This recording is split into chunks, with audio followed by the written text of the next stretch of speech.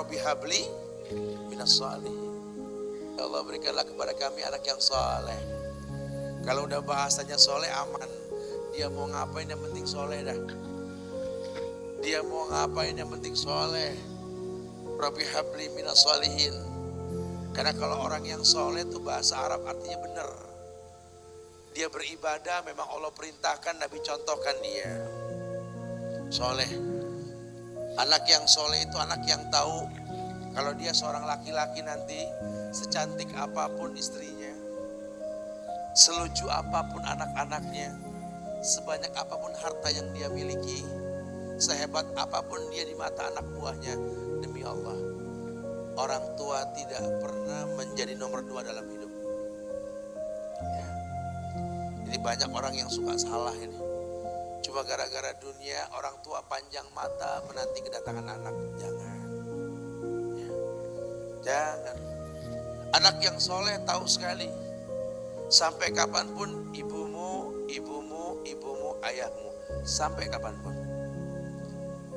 Dunia gak membuat dia lupa. Ada berkah keramat dunia hidup di atas muka bumi ini. Dia gak repot datang ke makam-makam para wali. Orang tua nomor 1 yang dia temui. Ini orang hebat. Ini banyak di antara kita makam-makam didatengin, di mana saja didatengin, ngalap berkah. Orang tua panjang mata, berlinang air mata menanti, mana anakku? Mana pohon yang pernah kutanam? Mana pohon yang pernah kurawat? Kudengar dia sudah mulai berbuah, ingin kurasakan buahnya. Berani mengeluarkan dana jutaan untuk hal-hal yang gak disyariatkan. Ini orang tua panjang mata.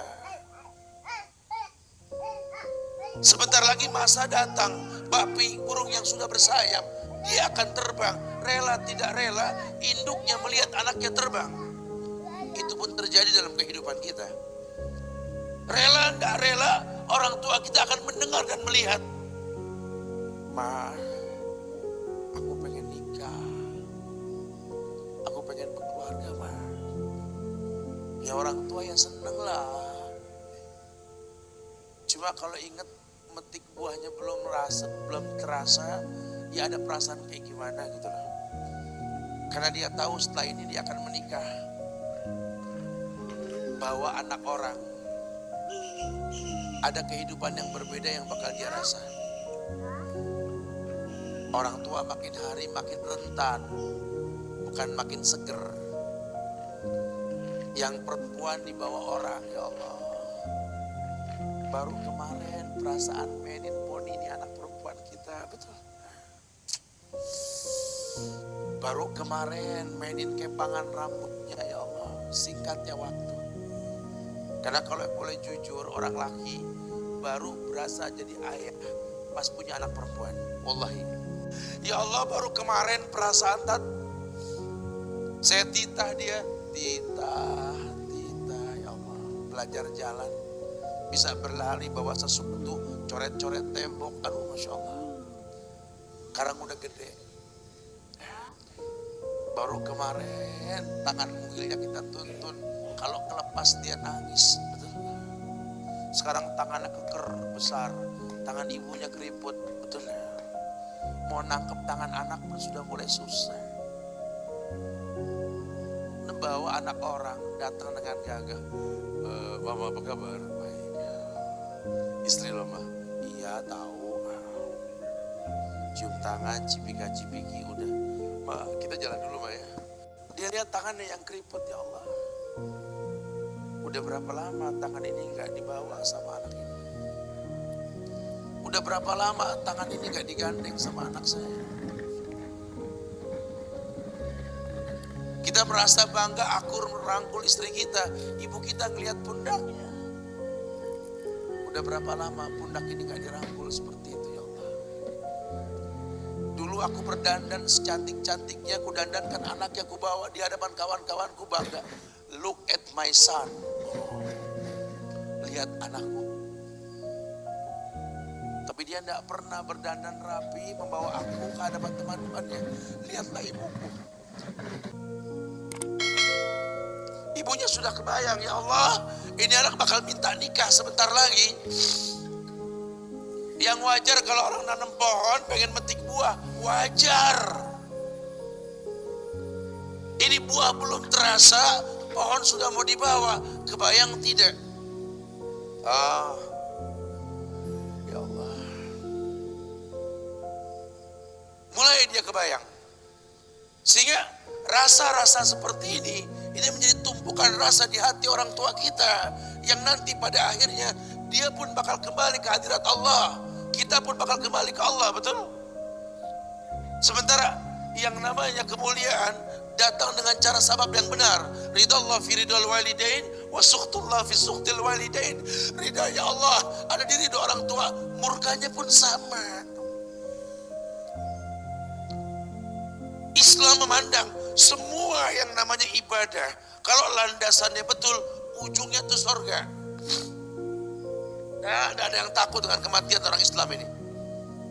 Karena semua ibadah yang dia lakukan berujung pada surga. Dan yang paling gampang ketika dia mau menaklukkan dunia, demi Allah, berkah orang tua dulu yang diambil. Ini dirasa oleh orang mulia yang Nabi katakan, innahu min ahlis sama. Innahu min ahlis sama. Manhu? Siapa dia? Manusia yang pernah hidup zaman sahabat, tapi nggak ketemu Rasul, yang bernama Uwais Al-Qarni. Pemuda miskin, pengembala kambing di negeri Yaman. Padang tandus yang dia tinggal di situ. Yang dia kesampingkan hidupnya untuk ibunya. Untuk ibunya. Tidaklah terucap kalimat satu yang ingin ibunya pengen, kecuali Uwais pasti akan melakukannya. Apapun. Dan ibunya cacat. Apa kata Uwais? Tidak akan pernah terlontar kata dari mulut ibuku, kecuali kan kulakukan yang dia inginkan. Masya Allah. Hingga satu waktu ibunya berkata, wahai Uwais, ibu sudah tua. Andai kematian mendatangi ibu, ada beberapa keinginan yang ibu pengen merasakan keinginan tersebut. Mungkin enggak ya? Apa? Katanya, ibu pengen haji. Bengong Uwais, ya Allah bu, ini Yaman yang sekarang saja pesawat itu bisa 3 jam menuju Saudi itu. Ini lebih jauh lagi, kebayang berapa ratus kilo, berapa ribu kilo, gak tahu. Ya baiklah ibu, kata Uwais, aku tidak pernah menolak permintaan ibuku, tapi kali ini aku tidak bisa menjawab karena mikir gimana caranya ini. Ibunya cacat, tinggal jauh, miskin pula dia. Apalagi dia seorang pemuda yang punya penyakit sopak. Ada tanda-tanda putih di bagian badan itu kayak pano besar gitu. Udahlah, terserah gimana nantilah. Yang penting ini nomor 1 dalam hidup ini. Dia beli seekor anak sapi. Digendong tiap hari itu sapi sama si Uwais menuju puncak gunung. Turun lagi. Gendong ke atas, turun lagi tiap hari. Sampai orang bilang, Uwais gila no. Sampai nggak berasa, dikatakan 8 bulan dia lakukan itu. Sehingga terbentuklah fisiknya yang bagus karena olahraga tiap hari. Bahwa itu sapi. Dan sapi itu makin berat. Dalam hikayat dikatakan sampai di atas 100 kilo. Sampailah bulan haji. Ibu naik ke pundakku. Digendong ibunya dari negeri Yaman. Gak ada yang gak mungkin lihat. Dibawa ibunya ke Mekah, bertawaf di Ka'bah. Dunia menyaksikan. Bahkan hikayat mengatakan dia sempat bertanya kepada sahabat Abdullah bin Umar, aku telah menggendong ibuku dari negeri Yaman menuju Mekah, bertawaf di Ka'bah ini. Sudahkah aku membayar jasa ibuku? Apa kata sahabat Abdullah bin Umar? Bahkan satu hentakan napas pun ketika melahirkanmu belum terbayar. Bahkan satu hentakan napas pun ketika melahirkanmu belum terbayar. Dia selesaikan tawafnya. Selesai tawaf, dibawa ibunya ke makam Ibrahim untuk sholat 2 rakaat. Selesai sholat, dia angkat tangan, dia berdoa kepada Allah. Ya Allah, ampunkanlah ibuku ya Allah. Ampunkan ibuku ya Allah. Masukkanlah dia ke sorgamu ya Allah. Masukkan dia ke sorgamu ya Allah. Ibunya berbisik, Uwais, sudahlah, mintalah pada Tuhanmu ampunan untuk dirimu dan sorga untukmu. Wallahi wahai ibu, Allah ampunkan kamu, Allah masukkan kamu ke sorga, cukup untukku, ridhomu yang kubutuhkan wahai ibu. Lihat, manusia soleh, hasil doa Rabbi habli minas solihin. Lihat, makanya ketika Nabi mengatakan innahu min ahli sama, ini manusia penghuni langit. Umar, Ali, temui Uwais. Karena Uwais itu pernah mau ketemu sama Rasul, gak ketemu. Uwais izin sama ibunya setelah urusan haji beres, mau ketemu Rasul di Madinah.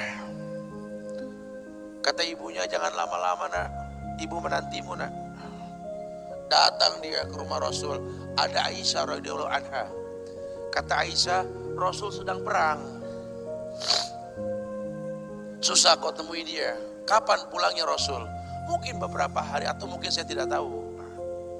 Sedih banget, wah insya Allah, pengen ketemu Rasul di zamannya gak ketemu. Kalau bukan karena ibunya yang berkata, kalau tak kau temui, pulanglah ke ibumu. Karena ibunya menanti, mau gak mau dia tinggalkan itu rumah Rasul. Kalau ibunya gak ada, mungkin dia tongkrongi itu.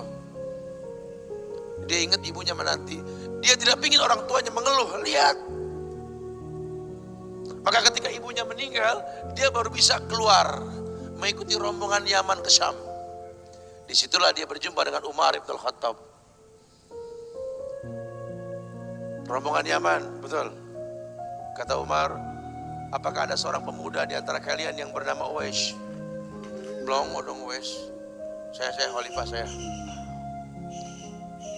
Umar ngelihat ada tanda putih di bagian lengannya. Kenapa? Karena ketika dia berdoa minta yang terbaik buat ibunya, penyakit sopaknya hilang. Allah sisakan di bagian lengannya putih sedikit. Itu sebagai tanda yang Rasul mengatakan cirinya anak muda ini punya tanda sopak di bagian tangannya. Masya Allah. Kamu Uwais, ya Rasul pernah kirim salam. Kamu tuh penghuni langit, jaga wahai lisan khalifah. Jangan orang ada yang tahu siapa saya. Mohonkan istighfar kepada Allah buat kami. Wahai khalifah, kau yang lebih layak untuk beristighfar untukku. Manusia biasa. Tidak, Rasul merekomendasikan kamu. Berdoalah pada Allah untuk kami baik. Setelah aku berdoa, anggaplah aku sudah tiada. Merendah. Manusia yang mengerti tercipta untuk beribadah. Lihat, kalau Uwais mengangkat tangan ke langit, langit bergetar. Apalagi cuma pekerjaan, apalagi cuma perusahaan kecil yang kita punya, apalagi cuma usaha-usaha kerental-kerentil yang kita usahakan. Ya Allah, ambil semua hartaku, ambil ya Allah, ambil semua titipanmu ini, ambil ya Allah. Tapi tolong jangan ambil kasihku pada kedua orang tuaku ya Allah. Itu kebenaran. Apa artinya hidup tanpa ridho mereka?